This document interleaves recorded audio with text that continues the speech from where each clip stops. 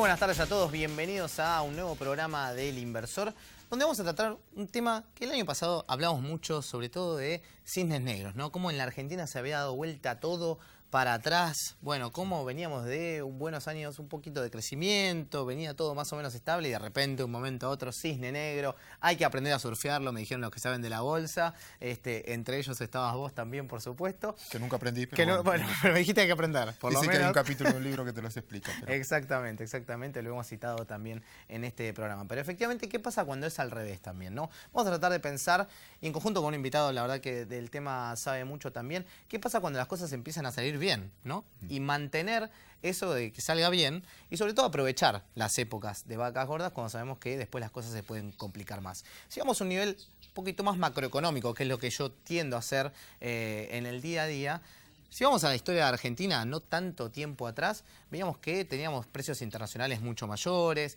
y momentos en donde decidimos nosotros ampliar el gasto, ¿no? Esto es como si vos recibieras un mes, te fue un poquito mejor, recibiste un poquito más de plata y decís, ah, bueno, esta plata la voy a usar para todo el año porque ya todos los meses voy a recibir lo mismo. Bueno, efectivamente, al segundo mes ya no lo tenés, al tercero, y ya te impusiste gastos como si esa cuota la volvieras a tener durante todos los meses. Bueno, en Argentina pasó algo similar, tuvimos muy buenos precios y dijimos, bueno, gastemos en relación a esos precios, pero después esos precios internacionales que no dependen siempre de uno, cayeron y ese mismo gasto no se pudo solventar. Bueno, ¿qué pasa entonces cuando tenemos estos buenos augurios, estos buenos pronósticos que nos ayudan durante un tiempo, pero que después la situación, si no la vemos un poquito más de largo plazo, se puede complicar? Países como Chile, por ejemplo, han hecho un fondo particularmente para cuando las cosas estuvieron bien, bueno, en las épocas más un poquito anticíclicas, poder usar estos fondos. Bueno, pequeño ejemplo macroeconómico, pero ¿cómo hacemos para entender cuándo los buenos ciclos nos pueden ayudar en adelante?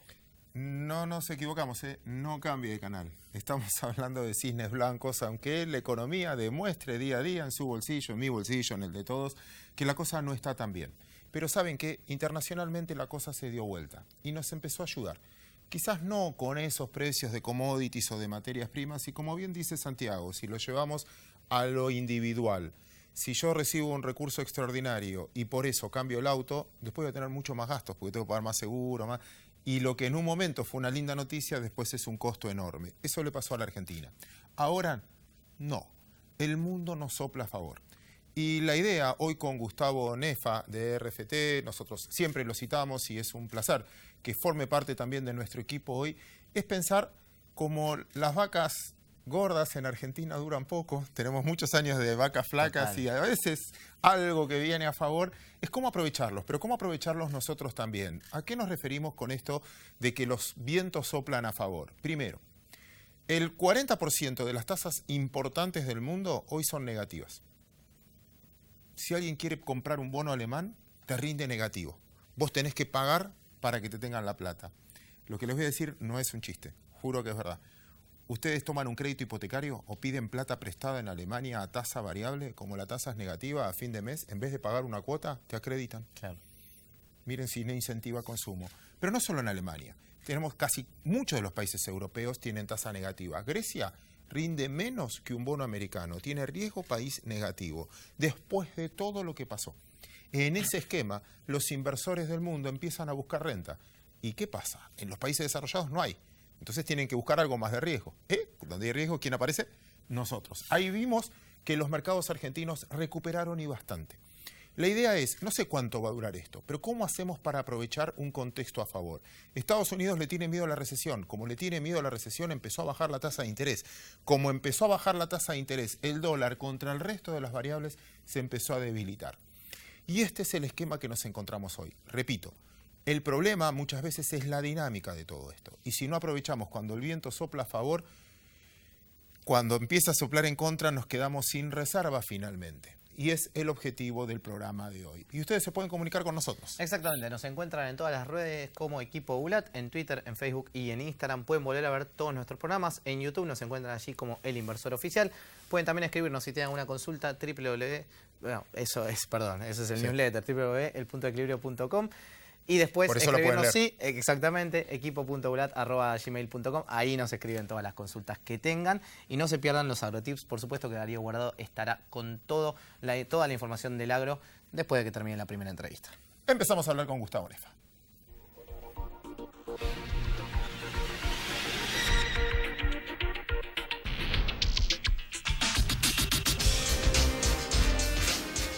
Gustavo, millones de gracias por venir. Gracias a ustedes por invitarme. No es la primera vez, ya sos parte de este equipo. Nos escuchaste a la apertura.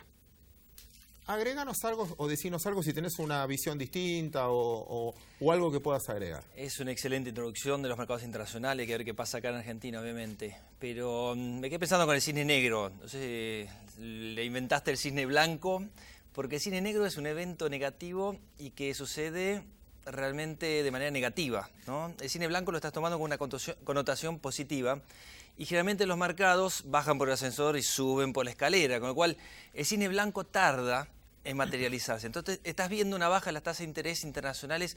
¿Cómo Argentina se puede beneficiar? Bueno, bajo el dólar, quizás los commodities tengan que subir. Los commodities nunca suben tan de repente, sino que empiezan a subir de manera escalonada. Así que hay que tener cuidado con los cisnes blancos que, si bien empezaron a aparecer, van a tardar en materializarse. Sobre todo en medio de una contienda electoral en Argentina y de un entorno internacional que empezó a favorecer a los mercados emergentes. Déjame debatirte eso ya en idioma, los tres, de traders de mercado que nos gustan los mercados. Porque finalmente comparto, está bien lo que decís, pero también de las posiciones previas que uno tenía. Mi percepción, cuando escucho a muchos analistas, es que la mayoría esperaba tragedia. Y si vos esperabas tragedia, no tenés tenencia, dolarizaste, etcétera. No hace falta que vengan buenas noticias o que sea un cisne blanco. Simplemente con que no sea tragedia, puede provocar coberturas, como creo que parte de la suba de los últimos tiempos, por la manera en que se dio, fue más cobertura que reposicionamiento. Sí, hubo compras especulativas en el medio, pero algo de tragedia hubo. Si no, un dólar muy barato, pero con un Merval en $1.800, ¿cómo fue a parar a 650? Hizo un doble piso, estamos más cerca de los 1.000 puntos, vamos en dirección a recuperar terreno perdido, pero los bonos están totalmente bajo la par. Es decir, acá hubo un rebote que trata de sustentarse en una segunda fase. Vamos a la segunda fase.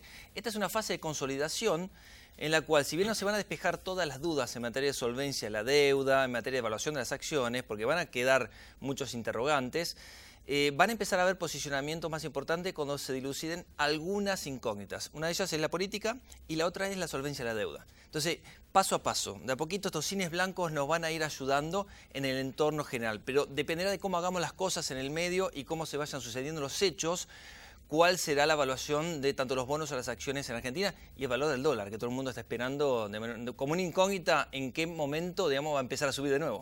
Gustavo, ¿cuál es la principal preocupación que tienen inversores locales, inversores de afuera, que sé que hablas con varios de ellos también? ¿Es la voluntad de pago o la capacidad de pago que tiene Argentina? Mira, nosotros hablamos mucho con inversores de bonos corporativos, más que de soberanos, en donde están bastante preocupados con el entorno macro, pero sobre todo con el acceso a las divisas. El acceso a las divisas es un riesgo de transferencia, un riesgo del Banco Central hacia el privado, que en muchos casos, cuando mirás el cash flow de las empresas, básicamente esa duda se despeja automáticamente. Pero cuando vos le pones otro escenario totalmente distinto, ya no está Macri, está Alberto Fernández. Quizás muchas de las cosas que tengan mucha injerencia del Estado están bastante en duda, como caso de fijación de las tarifas para los servicios públicos, la política energética con subsidios para el caso petrolero, ni hablar de la incidencia del sector público en los balances de los bancos, a través de la LELIX y a través de otras injerencias. Eso es lo que les preocupa a los inversores, es decir, la mano del Estado, qué tan cerca está o qué tan lejos está de esa caja. Porque el sector privado ha generado mucho dinero. Si no, fíjense la cantidad de dividendos que han estado repartiendo las empresas.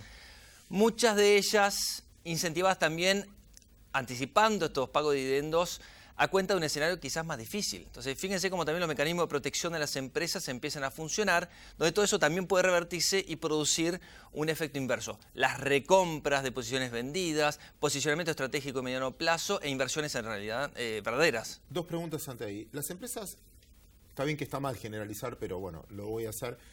¿Las empresas ganaron plata o fue la inflación lo que repartieron, se descapitalizaron porque repartieron dividendos de plata más que ganancia? ¿Es por suba de precios o mejora de posiciones por la inflación? Pregunta 1.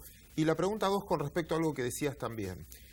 Más que la solvencia de la deuda, si se están preguntando o no. Yo creo que esto saltó. Hay un viejo dicho de Warren Buffett que dice que cuando baja la marea recién ahí te das cuenta de quién se baña desnudo. Y que realmente cuando bajó la marea del contexto internacional, ahí nos dimos cuenta que la deuda era, mientras que nos financiaban nadie se preguntaba esto. Ahora, como nosotros tratamos de hacer la introducción del programa, si cambia este escenario y empieza a haber algún interés en prestar porque a alguien le tienen que prestar, porque vienen los bancos internacionales a decir, che, emití deuda de nuevo, yo te la hago, total cobro comisión, ¿no puede esa percepción que hoy estás cuestionando de capacidad de pago, diciendo, bueno, mientras que te presten, evitamos eso? ¿Se entendieron las dos preguntas? Sí, la primera, vamos. Sí hay un tema contable versus cash flow. Si nosotros miramos como analistas los cash flow como primer objetivo para recomendar una acción o no, tenemos cobertura de distintas compañías y básicamente el primer foco que hacemos es en el cash flow. Las ganancias contables obviamente pueden diferir en muchos casos y sobre todo por el tema de la inflación. Al no haber ajuste por inflación y ahora en algunos casos se van a ajustar los balances de los bancos el año que viene, van a tener que ajustarse recién en el año 2020, tenés muchas distorsiones. Eso lo dificulta el análisis.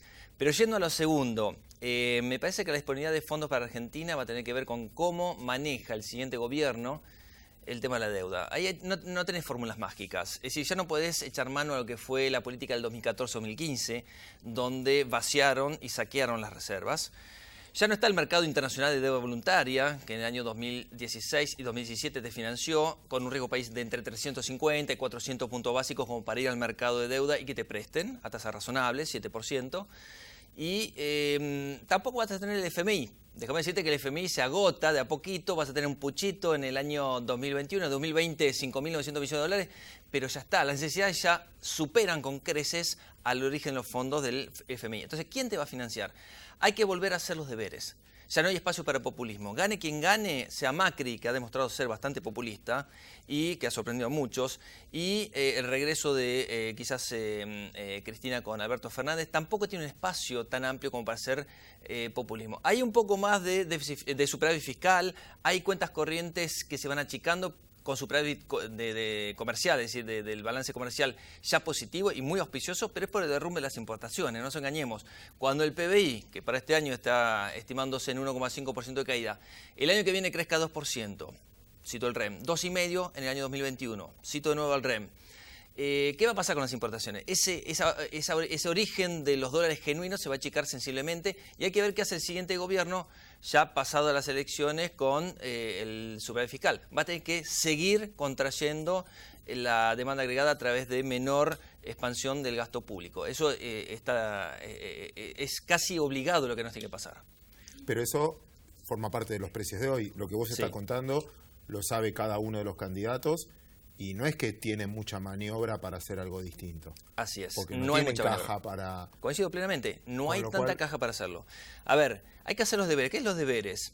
¿Qué queremos hacer? A ver, podemos de nuevo vaciar las reservas hasta llegar a cero. Va a ser una estampida, una hiperinflación, un dólar por las nubes. Podés echar mano a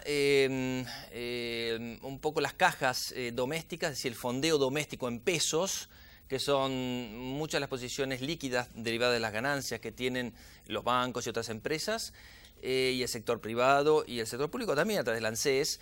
O hacemos los deberes. Hacer los deberes es imaginarnos una Argentina a 5 años vista, donde priorizamos 2 o 3, como hizo Brasil, que priorizó 5 sectores, 2 o 3 sectores básicos, puede estar vaca muerta, el turismo con el tipo de cambio competitivo, generación de empleo por otro lado, y marchar sobre las reformas estructurales, que es la reforma previsional. Hoy tenemos un déficit fiscal con los intereses, es decir, déficit financiero, más o menos 3,5 puntos porcentuales del PBI. Ese es más o menos el déficit de la seguridad social, con todos los gastos que tiene por hacerse cargo. Entonces, si solucionamos con una buena reforma previsional, que va a ser gradual, metemos una reforma laboral que incentive la creación de empleos, y a su vez hacemos una reforma impositiva donde se compromete el Estado a bajar los gastos y a la par bajar los impuestos, creo que hay algo para ganar en ese escenario. Entiendo perfecto y es lo que hay que hacer. Ahora, convengamos que quizás el Congreso esté dividido mitad y mitad y va a ser muy difícil implementar megas. A veces, queriendo hacer la mega reforma, no hacemos nada y es mejor hacerla parcial, de a poquito, y tuvimos pruebas. Porque en tu análisis, déjame meterte vaca muerta, porque también Argentina va a tener superávit energético. Hace 2 años o 3 años importábamos 6.000 palos, con lo cual es un dato comercial, no solo la caída de las importaciones, sino que vos vas a tener muchos mejores números. Hay un plafón, tenés 10,10% de subsidios todavía, que quizás porque baja el precio del gas o porque es más accesible, también se puede ser más productivo sin plantear megas escenarios que los veo más complicados de instrumentar. Sí, pero si miramos el bottom line, la línea final, siguen faltando dólares, pesos, yenes, yuanes, lo que quieras. Hay superávit comercial, pero hay déficit de cuenta corriente. Hay superávit primario, pero hay déficit financiero. Vamos a seguir necesitando, las necesidades del gobierno el año que viene son aproximadamente 59.000 millones de dólares entre el rollover de todas las letras y todos los vencimientos, más necesidades del déficit fiscal, porque va a haber un déficit fiscal financiero, con lo cual tampoco está como para volver a aplicar las viejas políticas que en algún momento funcionaron. Así que creo que este es el camino y que no debería apartarse del mismo. Gustavo, ¿qué estás viendo últimamente en el precio de los bonos? Hemos visto que a partir de que se empezó a esclarecer un poco el escenario político, subieron el precio de algunos bonos. Si se diera vuelta a todo, ahora empezamos a ver resultados de las PASO en algún tiempo también. Si todo esto se da vuelta, ¿los bonos hoy están en una paridad que puede mantenerse o decís que se van a un piso? No, tiene un espacio para crecer. Creo que un riesgo país que había orillado los 1.000 puntos, que bajó hasta los 800, tiene espacio para bajar entre 100 y 150 puntos básicos más si se da el escenario que quiere el gobierno, que se dé, que quiere el mercado también, que se dé, que sea reelecto Macri. En ese escenario, ¿estás para salir al mercado internacional? Podés salir al mercado internacional, te va a salir muy caro. Como te repito, lo que dije antes, entre 350 puntos y 400 puntos básicos, perdón, 350 y 500 puntos básicos, tenés un espacio como para salir a los mercados de deuda voluntaria. Claro. Más arriba de eso, te va a ser difícil, entre 650 y 700. A ver, Ecuador, por ejemplo, este año salió, fue el bono que sacó antes de ir al FMI, en la desesperación y tuvo que pagar 10%. Muchas empresas vimos, YPF Luz, Cresud, salió con un 10%.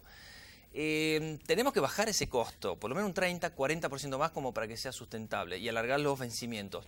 Yo creo que la tarea de la Secretaría de Finanzas el día 1 en diciembre va a ser acudir a todos los inversores institucionales domésticos y sobre todo en pesos, porque lo que vence sobre todo son pesos el año que viene, no son dólares. Claro. El 60% de lo que vence el año que viene son pesos, equivalente todo medio en dólares, el 60% son pesos. Hay mucho de LECAPS, hay mucho de LELIX, hay mucho de LED, hay mucha cosa que tendremos que hacer frente con más pesos. Entonces, los inversores institucionales que te pueden ayudar acá son los conocidos bancos, el ANSES, los fondos mutuos, las cajas, las empresas de seguro. Por ese lado hay un trabajo para hacer con un canje voluntario a la griega. Es decir, acá a la griega dijeron con un haircut, es decir, un recorte, o no, o puede hacer un pateamiento de vencimiento para adelante en forma voluntaria, firma acá y despejamos algunas dudas. Por otro lado hay que hacer todos los deberes que yo te dije como para que nos baje el riesgo país aún más y podamos acceder al mercado de deuda voluntaria. ¿Y con el fondo va a haber que volver a hablar, digamos, para esos pagos? Hay que volver a hablar. Es imposible, y lo sabes muy bien, empezar a pagar el esquema de pago del FMI empieza pronto, 2021, y vamos a tener que enfrentar vencimientos muy grandes, 2022, 2023. Se va a hacer demasiado pesado. En medio de la próxima gestión vamos a tener dificultades muy grandes. Un acuerdo de facilidades extendidas a 7 o a 10 años con todo este marco de reformas estructurales, con el FMI metido de lleno en Argentina, va a tener que ser una realidad. Nadie habla de eso, porque es piantaboto, creo, pero las dos partes saben, ¿sí? Si es una elección dual, las dos partes saben que eso es más que necesario. Es muy importante una parte que decís que es, bueno, todo lo que decís, pero quiero destacar una parte que es lo de voluntaria. Porque muchos países lo hicieron, Argentina también lo hizo. Si es voluntaria, no puede no ser tan malo, finalmente. Voluntario lo del fondo, el fondo siempre renovó en la historia, te va a decir algo, ¿no? Pero también le conviene que a la Argentina le vaya bien. Y desde ese punto, y lo que vos decís de bonos en pesos, muchos también tienen interés creado en Argentina. Son fondos estatales o son fondos de pensión o de retiro mutuales que operan en el país. Si se hace bien y de buena manera, puede no ser trágico. Sí, lo que veo es un tipo de cambio real, multilateral, que se ha ido apreciando de nuevo, que es peligroso para la cuenta corriente, peligroso para las apuestas en pesos, que es una incógnita si se va a mantener estos valores o incluso puede llegar a bajar más con un envión, no solo que venga del mercado externo, sino también de hacer bien las cosas. Con lo cual, la apreciación cambiaria, que no es el modelo, creo yo, que va a mantener vivo Argentina en los próximos 5 años, va a tener que cuidar mucho el gobierno de no entrar en eso, por eso las bandas, ¿no? De no entrar en una apreciación excesiva. Claro. tampoco un overshooting del tipo de cambio. Es malo esto. Por eso el Banco Central puede comprar y puede vender. En realidad, hasta ahora lo que hizo fue anunciar, y eso es bueno. El Tesoro vende por el Banco Central 60 millones de dólares, pero también anunció que puede vender lo que se le canta en cualquier momento. Adentro de la banda, arriba de la banda. Participa en el mercado de futuros. De hecho, dio vuelta una posición vendida y está comprado. Ojo, está muy comprado. En las posiciones netas, es decir, contratos comprados, netos de los contratos vendidos, que son los menos, hay 1.580 millones de dólares equivalente de valor nominal de contratos comprados. Con lo cual, si quiere salir a calmar el tipo de cambio, tiene una herramienta sin siquiera ir al MULC, sin siquiera salir a vender las reservas del Banco Central. Y eso es una herramienta más, con lo cual yo de acá hasta las PASO veo que falta poco, ¿sí? Veo un tipo de cambio estable. Entre las PASO y octubre veo ciertos movimientos ascendentes que podrán ser liquidados, aniquilados por el Banco Central. Y a partir de octubre, en realidad en noviembre, en la segunda ronda, será una incógnita, ¿no? Va a depender. Muchas gracias, Gustavo. Muchas gracias a ustedes por la invitación. Seguimos en El Inversor de esta manera.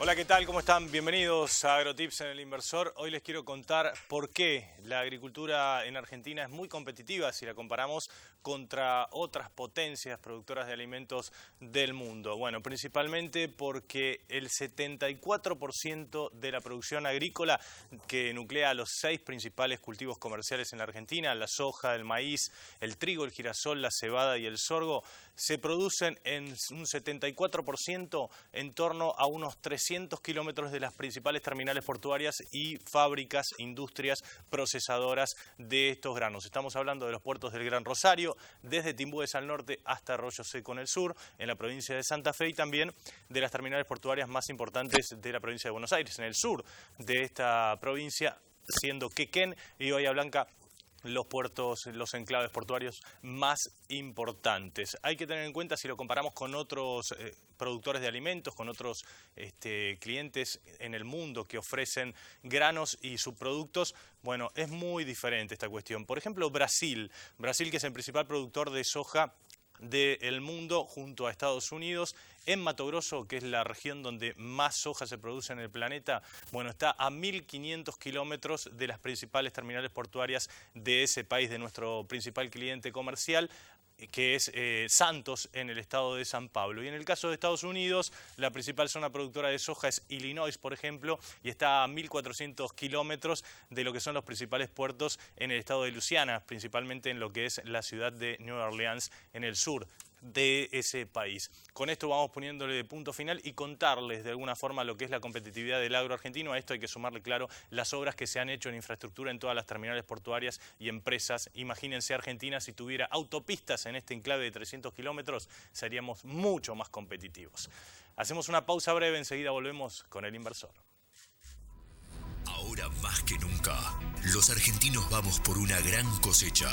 Es ahora el momento de jugarnos, de creer, de confiar, de animarnos a sembrar todo lo que podamos. Ahora, más que nunca, es el momento de poner lo mejor en cada lote.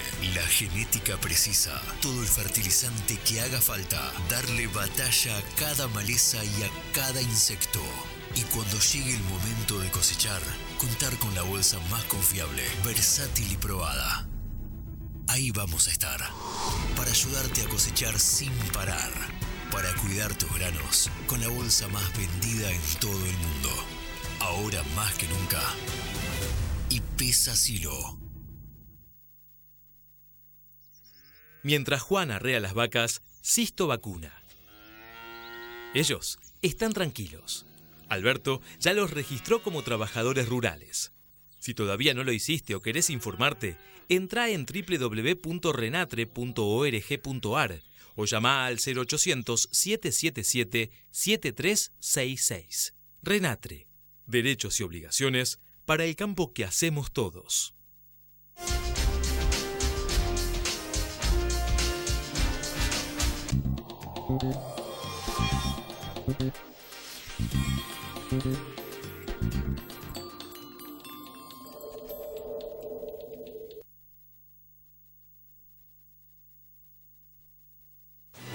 Para cada uno, crecer es algo distinto. Lo importante es tener quien te acompañe. Banco Ciudad te quiere ver crecer.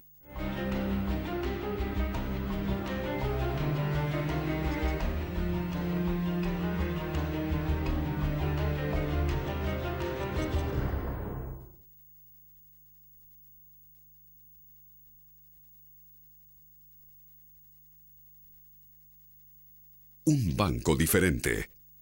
Banco Hipotecario. Los que somos Movistar, tenemos Movistar Play, con series y películas para ver donde quieras, gratis.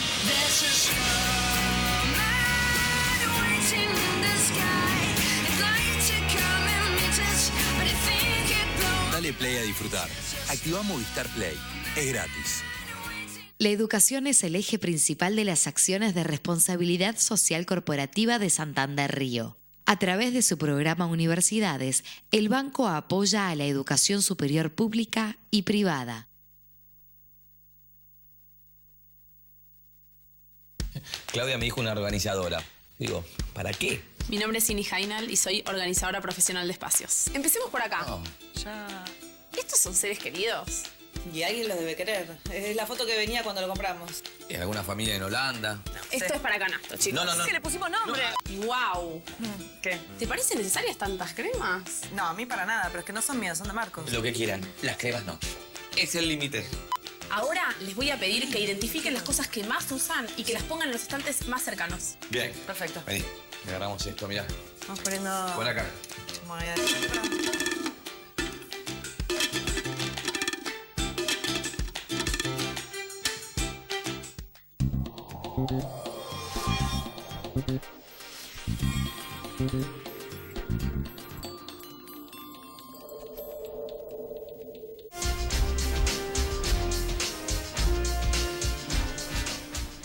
Segundos nos queda para terminar otro programa. Hay que hacerlo todo rápido. Sí, señores, no nos queda otra que hacerlo todo rápido. Muchísimas gracias por habernos acompañado hoy. Parece la propaganda, ¿viste? De los bancos cuando al final Sí, hay que hacerlo. nos queda poco tiempo. Nos queda un poco tiempo. Señor, cierre con las redes. Nos pueden encontrar como Equipo Bulat en todas nuestras redes y también leernos en el puntodeequilibrio.com. Nosotros nos reencontramos el sábado que viene a las 14 horas.